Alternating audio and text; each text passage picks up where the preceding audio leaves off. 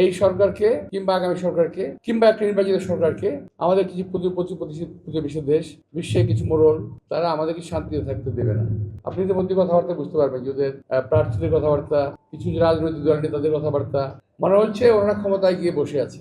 In fact এরা কিন্তু ক্ষমতা বসেই আছে এখন।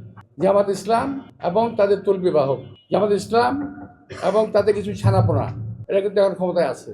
আবার এখান থেকে তারা ক্ষমতাকে হ্যান্ডেল করছে, ক্ষমতাকে ব্যবহার করে আগামী দিনের নির্বাচনকে তারা কুক্ষিগত করতে চায়। যদিও দোষারোপ করছে কিছু বলে বিএনপি ভাই, বিএনপি তো ক্ষমতায় নাই, 17-18 বছর বিএনপি ক্ষমতায় নাই। তারপরে যারা ক্ষমতায় আসলো আপনারাই তো, সচিবালয়ে আপনারা, কমিশনে আপনারা, স্কুল কলেজে আপনারা। বিএনপি কোথায়? বিএনপি সামনে আসছে, বিএনপি নির্বাচন জয়লাভ করে বিএনপি আসার চেষ্টা করছে।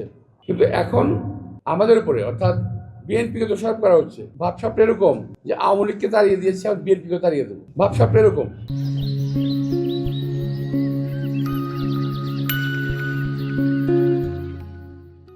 আর কিছু কিছু আমি বক্তৃতা বলে আসছি, কিছুক্ষণ আগে প্রেসে বলে আসছি যে কিছু কিছু লোক তো হবে যে ক্ষমতাটা তাদের পৈতৃক, সুতরাং তাদেরকে ক্ষমতা থাকতে হবে এবং এই বিশেষ বিশেষ লোকগুলোকে ক্ষমতা নিতে হবে। বিশেষ বিশেষ লোকগুলো, আমরা বলছি বিশেষ বিশেষ লোকগুলোকে ক্ষমতায় নিতে হবে। এটা হলো একটা মহলের অভিপ্রায়, চিন্তা ভাবনা করছে, কানে আসছে আমাদের এটা। কিন্তু আমরা মনে করি যে এই দেশের সচেতন জনগণ সকল সময় তাদের ভোট দিতে তারা ভুল করে নাই। ভোট দেওয়ার সুযোগ পেলে তারা যথাযথ জায়গায় ভোট দিয়েছে। 17-18 বছর আমরা ভোট দেওয়ার সুযোগই পাই নাই। আর একটা বিষয় হলো, আমার এলাকার লোকেরা 17-18 বছর কোনো এমপির চেহারা দেখে নাই, নাম শুনেছে, তাই না? নাম শুনেছে, তারা এমপির চেহারা দেখে না।